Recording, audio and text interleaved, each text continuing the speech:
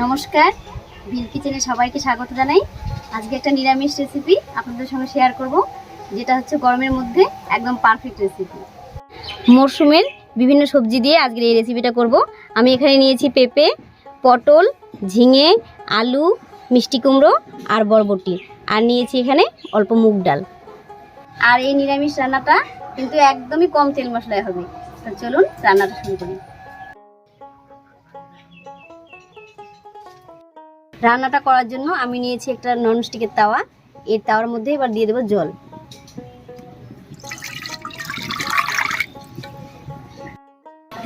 আপনারা চাইলে কড়াইতেও করতে পারেন। এবার এই জলের মধ্যে দিয়ে দেবো 1 চামচ লবণ।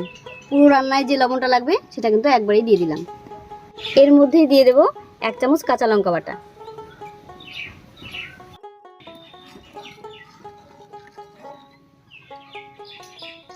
দেব নামমাত্র হলুদ। এই রান্নায় হলুদ লাগে না বললেই চলে। এইবার ঢাকা দিয়ে জলটাকে ফুটতে দেব।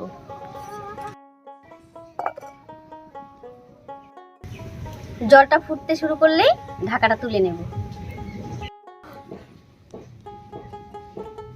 এই দেখুন জলটা ফুটতে শুরু করেছে, এবার ঢাকাটা তুলে নিচ্ছি।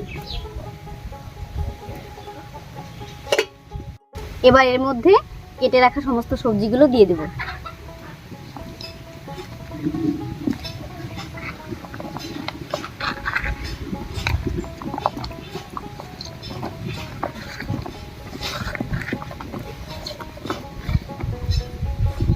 এবার ঢাকা দিয়ে সেদ্ধ হতে দেব। এখানে 100 গ্রাম মুগ ডাল ভিজিয়ে রেখেছিলাম, এটা এবার বেটে নেব।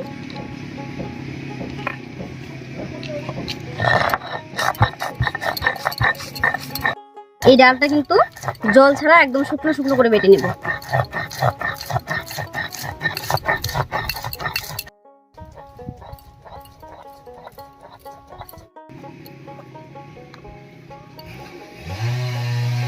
এই মুগ ডাল বাটার মধ্যে সামান্য লবণ দিয়ে মেখে নিচ্ছি।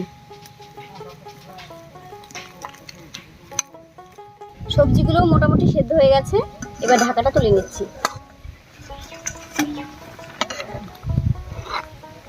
এবার এই ঝোলের উপরেই বেটে রাখা ডালের বড়ি আমি ছোট্ট ছোট করে দিয়ে দেব।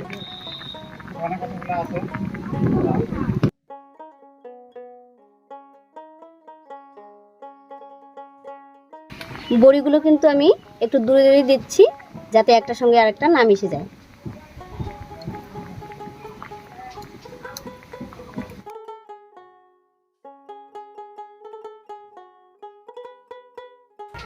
বড়িগুলো দিয়ে কিন্তু একটুকু নাড়ানো যাবে না, আস্তে আস্তে জমতে দিতে হবে 3-4 মিনিট।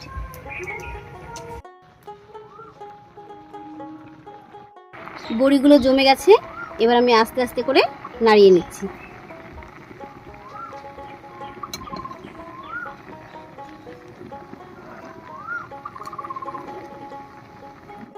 এর উপর দিয়ে দিচ্ছি 1 চামচ চিনি।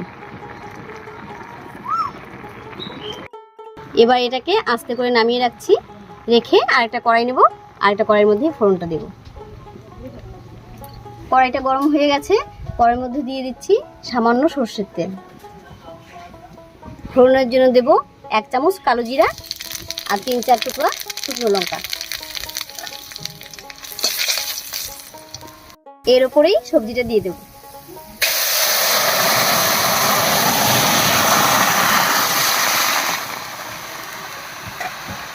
একটু আস্তে আস্তে করে নাড়িয়ে দেব।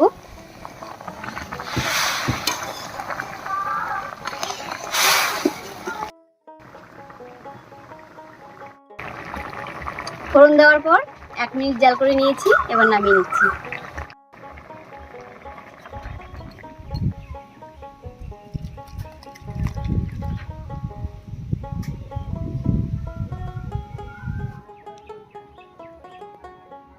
আজকে যে রেসিপিটা শেয়ার করলাম, এটা কিন্তু তেল মশলা লাগে না বললেই চলে। এটা কিন্তু খুবই স্বাস্থ্যকর আর খুব কম সময়েই হয়ে যায়। এটা বাচ্চা থেকে বড় সবাই কিন্তু খেতে পছন্দ করবে। তো আজকের ভিডিও যদি ভালো লাগে কমেন্ট করে জানাবেন, এবং আগামীকাল দেখা হচ্ছে নতুন কোনো ভিডিও নিয়ে।